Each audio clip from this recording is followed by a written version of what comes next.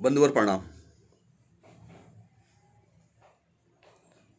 सभी मित्रों और सभी पारिवारिक सदस्यों को इस देश के अंदर जितने भी लोग हैं उन सभी से एक आज पारिवारिक बात करने का विचार हुआ। इस लॉकडाउन के दौरान इस 1.5 महीने के अंदर कहीं से हालात सामने आए, कहीं से परिस्थितियां आई, कहीं से जीवन के रंग देखने को मिले कि हम संघर्ष से जिए, कुछ खुश होकर के जिए, कुछ शांति से जिए, कुछ अशांति से जिए। इस समय में किसी ने परिवार को महत्व दिया, किसी ने दोस्तों को महत्व दिया, किसी ने भगवान को महत्व दिया। इस संसार में वो जो लोग जो ये कहते थे कि पैसा सबका माए बाप, पैसा ही भगवान है, मैंने उन लोगों को भी कहते हुए सुना है कि कुछ साथ नहीं जाएगा, सब यहीं रह जाएगा।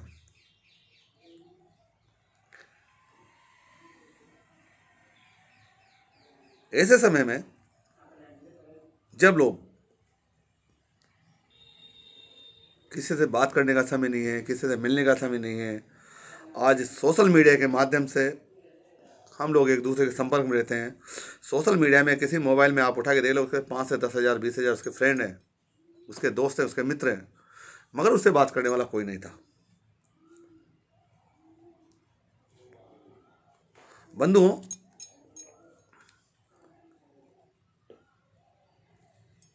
बहुत ही सोचने के बाद एक चीज सामने आई कि जब हम छोटे छोटे थे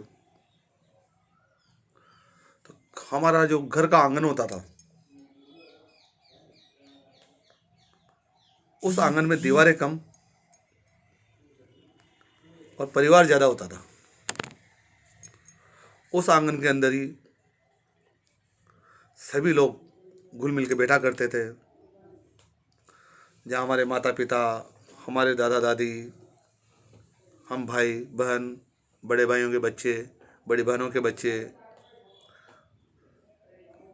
घर में जैसे चिड़िया चहचहाती थी वैसे बच्चे की किलकारियाँ, उनका चहकना, बातें करना घर में गुंजायमान रहता था। जब गर्मी का समय होता था तो उस गर्मी के समय में एक पंखा चलता था, चारों तरफ घूमता था, जिसको बोलते थे टेबल फैन। पूरे परिवार के लोग नीचे आंगन में कोई चटाई, कोई बिस्तर बिछा करके, कोई चादर बिछा करके तो सो जाता था। फिर वो पंखा सबकी तरफ हवा करता था। कितना खुशहाल, कितना अच्छा माहौल हुआ करता था। शायद ही ऐसा कोई घर आंगन हो जिसके अंदर नीम का पेड़ ना हो। प्रत्येक घर के अंदर कम से कम एक नीम का पेड़ अवश्य होता था।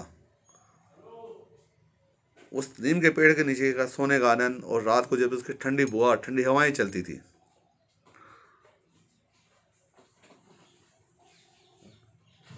इतनी शांति से इतनी गहरी नींद आती थी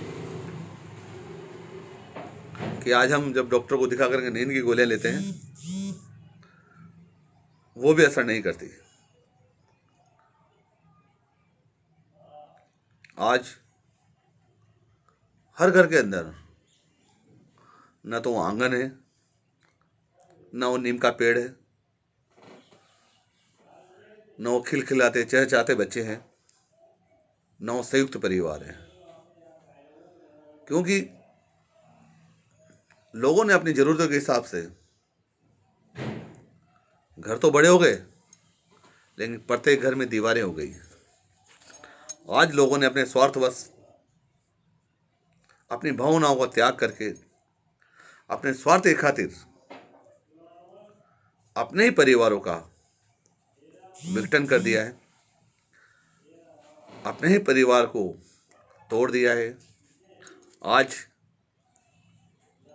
नहीं तो कोई ऐसा परिवार बचा है जिन परिवारों में कभी अगर बहन, बेटी, बुआ, चाची, नानी, मामी कोई मेहमान आता था तो 8-10 दिन, 15 दिन, एक एक महीने तक घर में रौनक रखती थी। आज ऐसा लगता है कोई मेहमान आता है तो घर वाला पूछते थे जाओगे कब।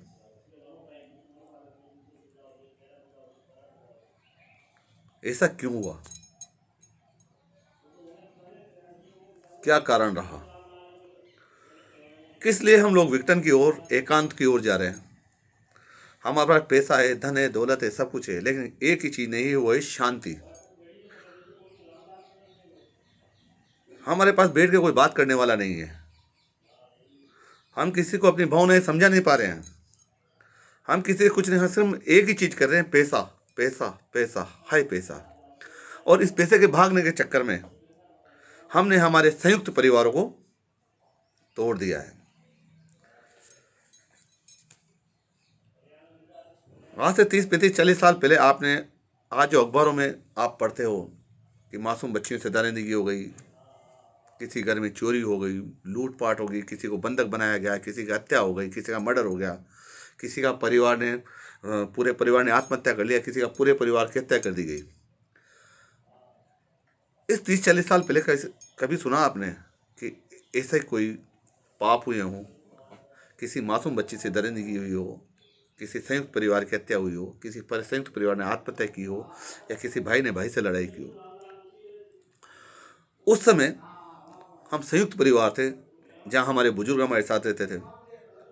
घर में पर्दा प्रथा थी, घर में लोग घूंघट रहते थे, पश्चिमी सभ्यता से लोग दूर थे। छोटी बच्चियों को बड़े घर की महिलाएं, कोई दादी, चाची, मामी, नानी, काकी, बड़ी बहन, बड़ी भाभी, छोटी भाभी, पड़ोसी, जब वो आके बैठते तो बच्चियों को रहना, सहना, बात करने का सलीका सिखाया जाता था। पड़ोसी की बेटी को, अपने मित्र की बेटी को, अपने रिश्तेदार की बेटी को, जाति की बेटी को, किसी को भी अपना, सबसे पहले अपना बेटी समझ, उसको बेटी समझते थे। उस परिवार को अपना परिवार समझते थे, उस घर के दुख को अपना दुख समझते थे।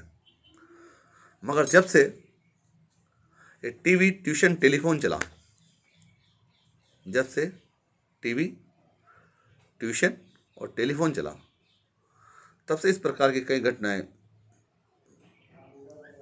हम समाज में देख रहे हैं। और इसका सबसे बड़ा कारण है पश्चिमी सभ्यता। और उस पश्चिमी सभ्यता के तहत जो कपड़े पहने जा रहे हैं, वो आज हम, हमारी बच्चियों को जो कपड़े होते हैं, हम खुद भी देखते हैं, बिल्कुल शरीर पे एकदम फिट टाइट, जहाँ से उनके शरीर के कई भाग वगैरह दिखते हैं। लोगों की मानसिकता बदल गई है। आज आप आंखों से कुछ देखने के बाद भी अपने परिवार में या अपने किसी मिलने वाले से उसके बच्चों के बारे में नहीं कह सकते कि आपके बच्चे को हमने कहाँ देखा, कैसे देखा, किस हालात में देखा। आप उस पर नजर रखें, क्योंकि इस पश्चिमी सभ्यता ने हर व्यक्ति को मॉडर्न बना दिया है।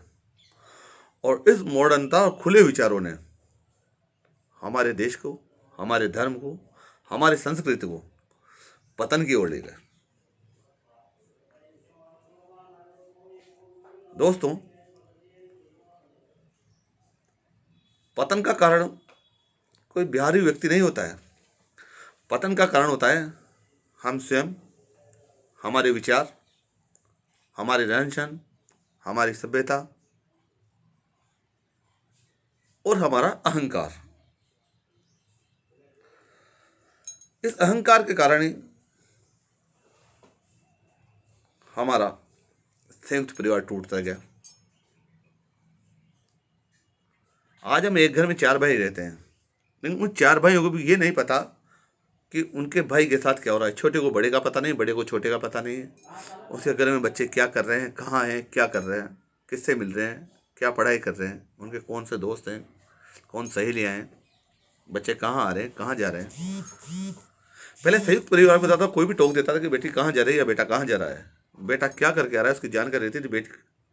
बेटी से कौन मिलने आ रही है, कौन, किसका नेचर क्या है, इसका व्यवहार क्या है, इस चीज़ का पूरा ख्याल रखा जाता था। मेरा ये वीडियो डालने का मकसद किसी की भावना को ठेस पहुंचाना नहीं है, किसी का अपमान करना नहीं है। मेरा एक ही उद्देश्य है कि क्यों ना हम एक बार फिर से उस दौर में चलें जहां घर का खुला आंगन हो, घर की सभ्यता हो, संस्कृति हो, संयुक्त परिवार हो, जहाँ पर हम सभी भाई बहन, माता पिता, दादा दादी, मौसी, पड़ोसी सब मिलकर रहें, एक दूसरे के दुख दर्द भावनाओं को समझें। ज़्यादा से ज़्यादा हम लोग वृक्ष लगाएं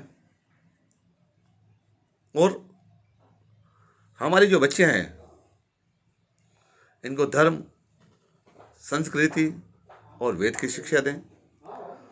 और ये जो राक्षस प्रवृत्ति के लोग जो मासूमों से दरिंदगी कर रहे हैं, इनको कुछ ऐसी कठोर सजा दें कि ये दरिंदगी करना तो बहुत दूर की बात है, सोच कर ही उनकी रूह कांप जाए। मित्रों, मैं लाखन सिंह नायक, हिंदू टाइगर फोर्स के राष्ट्रीय अध्यक्ष, आप सभी का बंधु, आपसे निवेदन करूंगा, संयुक्त परिवार को महत्व दें, देश को महत्व दें, धर्म को महत्व दें, संस्कृति को महत्व दें। जहां गलत हो उसका विरोध करें, जो अच्छा हो उसका सम्मान करें, उनका हौसला बढ़ाएं। इसी के साथ मैं अपनी वाणी को विराम दूंगा। अगर आपको मेरी बात अच्छी लगे तो आप इसे आगे शेयर करने का प्रयास करें। मेरा शिवसेना हिंदुस्तान लाखन सिंह नायक और शिवसेना हिंदुस्तान राजस्थान के नाम से और हिंदू टाइगर फोर्स नाम से मेरा यूट्यूब चैनल है। आप इसे भी ज़्यादा से ज़्यादा सब्सक्राइब करें और अपने भावनाएं, अपनी बात मुझ तक पहुँचाएँ। मैं अपनी भावनाएं, अपने दिल के जो उभार है, मैं आप तक पहुँचाने की कोशिश करूँगा। इसी के साथ जय हिंद, वंदे मातरम, भारत माता की जय हो।